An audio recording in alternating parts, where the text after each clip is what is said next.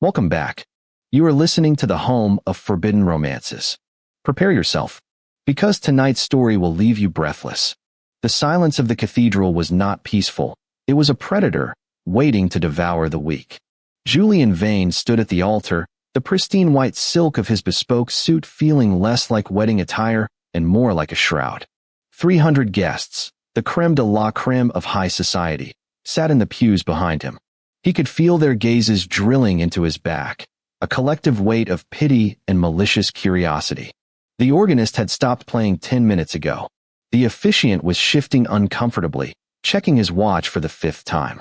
But it was the vibration of the phone in Julian's inner pocket that severed the last thread of hope. He pulled it out, ignoring the gasp from the front row.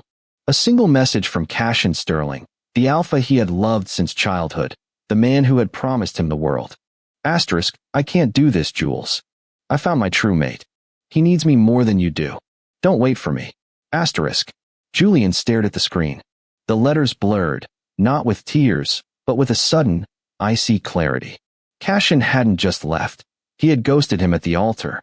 He had chosen a coward's exit, discarding a decade of history via a text message, likely while wrapped in the arms of the delicate, wide-eyed Omega, Leo, whom he had claimed was just a friend for months. The humiliation should have crushed Julian. It should have sent him to his knees, weeping, begging the universe for mercy. That was what an Omega was supposed to do, shatter when their alpha abandoned them. Instead, Julian felt the heat in his blood turn to glacial frost. He turned around, his movements fluid and regal. His face was a porcelain mask of terrifying calm. The wedding is off, Julian announced, his voice ringing through the vaulted ceiling, steady and clear. My fiancé has decided that his integrity is as absent as his presence. Pandemonium erupted.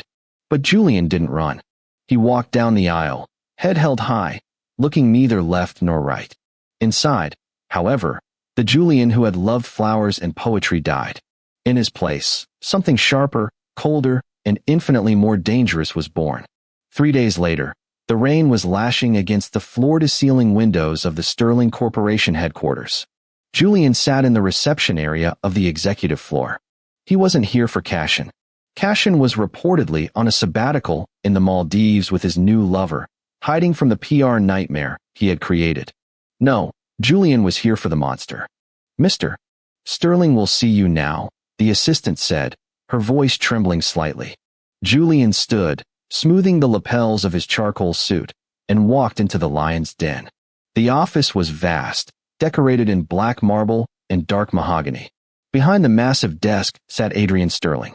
If Cassian was the golden prince of the family, charming, handsome, and light, Adrian was the shadow, the illegitimate son, the alpha whom the tabloids called the butcher of Wall Street. Rumors swirled that he had crippled a rival CEO's company just for insulting his mother, and that his pheromones were so oppressive they could force an Omega into submission from across a room. Adrian didn't look up from his documents as Julian entered. You're lost, Mr. Vane. The nursery is 2 floors down. Cassian isn't here. I know, Julian said, taking the seat opposite the desk without being invited. I'm not looking for the boy. I'm looking for the man who wants his job. Adrian's pen stopped. He slowly raised his head. His eyes were the color of storm clouds, dark gray and piercing. A scar cut through his left eyebrow, marring his otherwise devastatingly handsome face, giving him a dangerous, rugged edge that Cassian lacked. Excuse me. Adrian's voice was a low rumble, vibrating in Julian's chest. Cassian humiliated me, Julian said, crossing his legs elegantly. He humiliated my family. The Vane Group holds 15% of the voting shares in Sterling Corp. Currently, those shares are pledged to support Cassian's succession as CEO. Adrian leaned back, steepling his fingers. And I am pulling that support, Julian said softly. But I can't just pull it. My father is old-fashioned. He wants a Sterling Vane alliance. He won't let me break the contract unless I have a replacement. Julian leaned forward, his blue eyes locking with Adrian's gray ones. Marry me, Adrian. For a moment, the only sound was the rain hammering against the glass. Then, Adrian laughed. It was a dry, humorless sound. You want to marry me to get back at my brother? That's a cliché, Julian. And frankly, beneath you. It's not just revenge, Julian countered, his voice hard. It's survival. If I remain the jilted ex, I lose my standing in society. I become a pitiable creature. But if I marry the older, more powerful brother, then I wasn't left. I upgraded. And what do I get? Adrian asked, his gaze dropping to Julian's lips for a fraction of a second. You get the Vane shares, Julian said. You get the voting block you need to oust Cashin and take the CEO position you've been doing the work for anyway. You get a spouse who knows the social etiquette perfectly, who can host your galas and charm your investors, and who will never, ever ask you for love.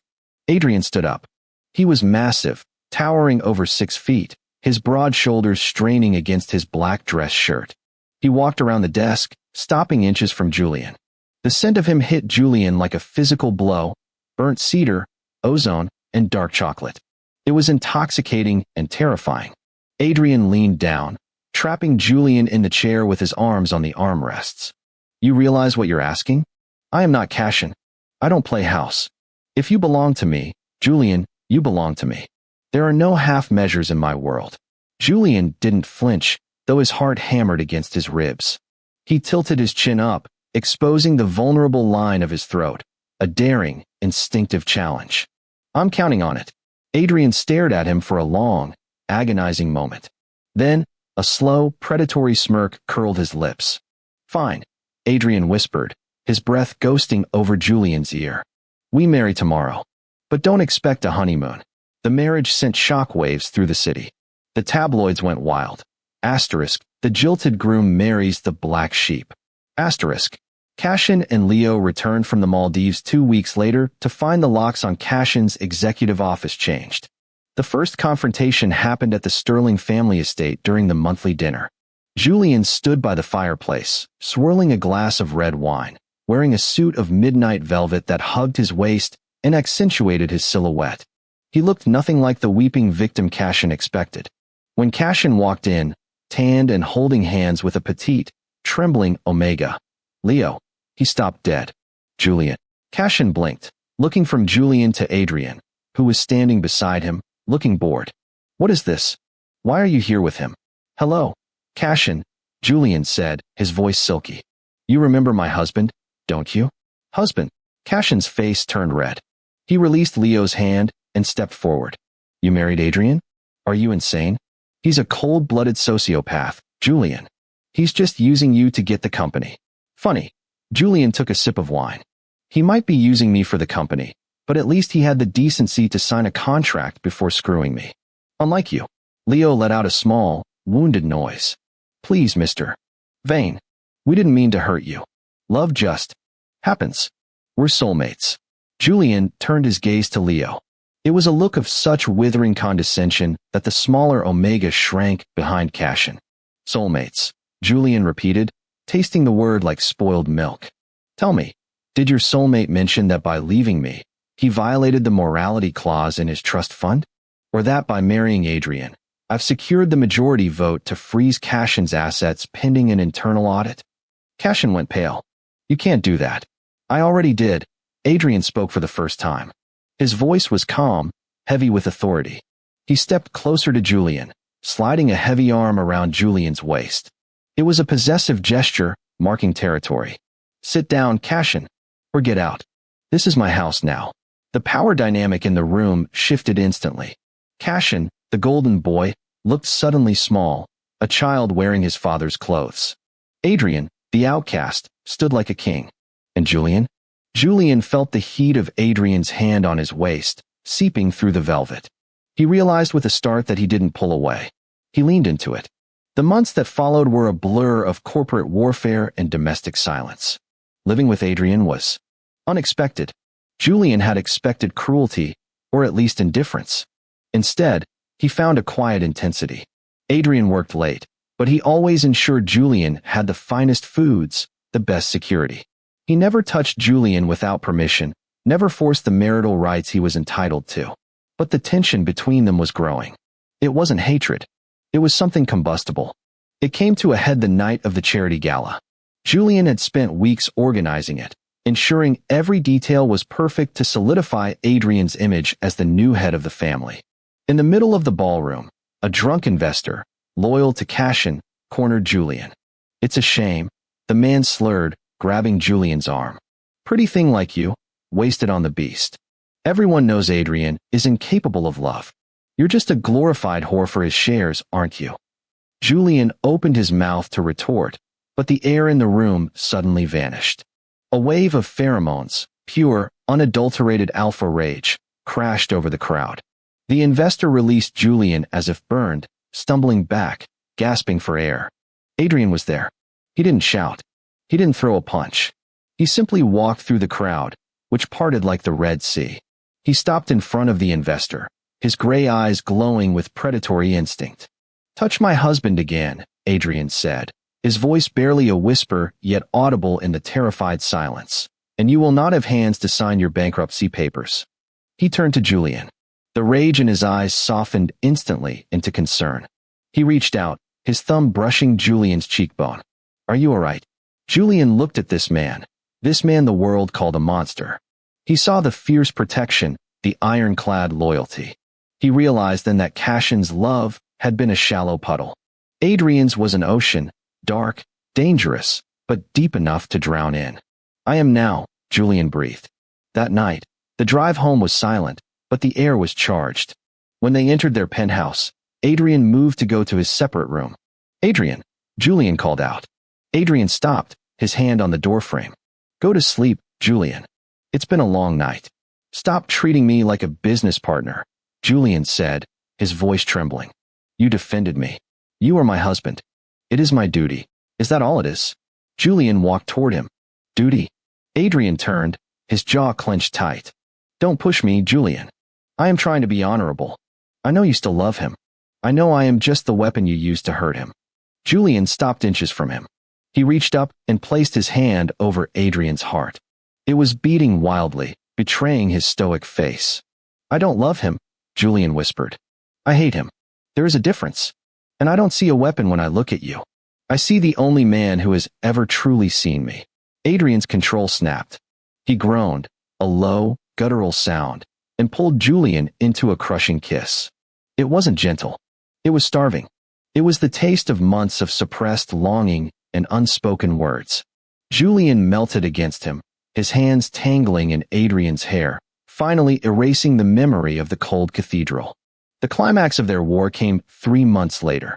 Cashin, desperate and broke, tried a final gambit.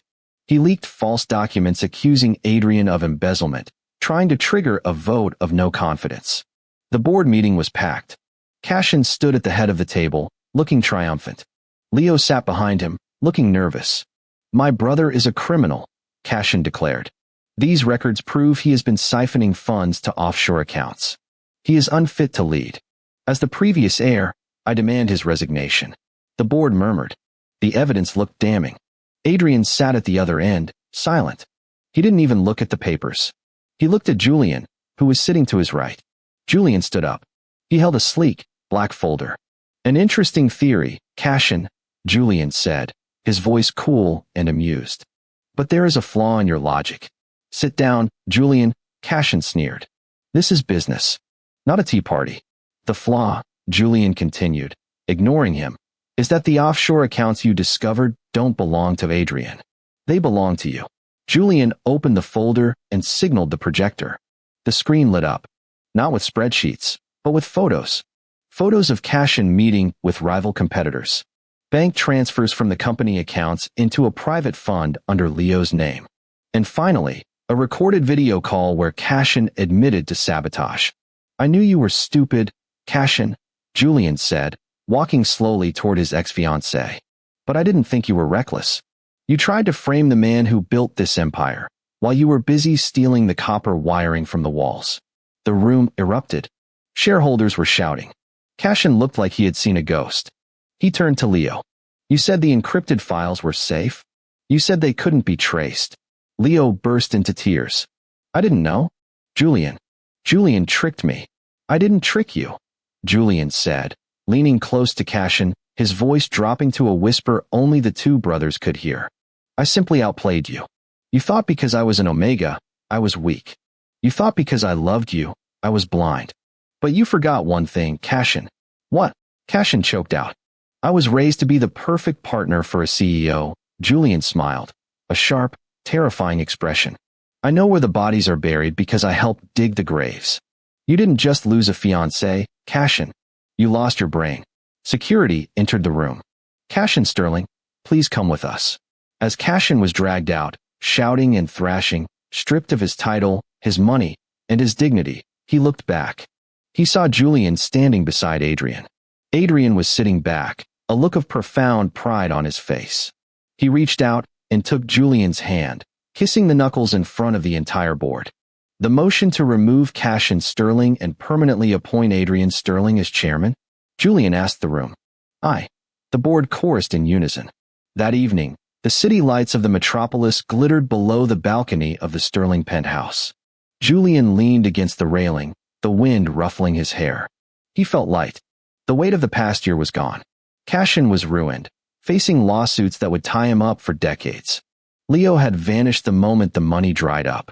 Arms wrapped around him from behind. Warm, solid, safe. You were terrifying today, Adrian murmured into his neck. Was I? Julian leaned back into the embrace. Magnificent, Adrian corrected. My viper. And you are my wolf, Julian replied, turning in his arms to face him. So what happens now? The revenge is over. The contract is fulfilled. Adrian's expression tightened slightly. Is it? Do you want to dissolve it? Julian reached up, tracing the scar on Adrian's brow. I think the contract needs an amendment. Oh, an extension, Julian whispered, pulling Adrian's face down to his. Indefinitely, with a clause for mandatory happiness. And perhaps, heirs, eventually. Adrian's eyes darkened with emotion. He lifted Julian up, pressing him against the glass railing, the city sprawling beneath them like a conquered kingdom.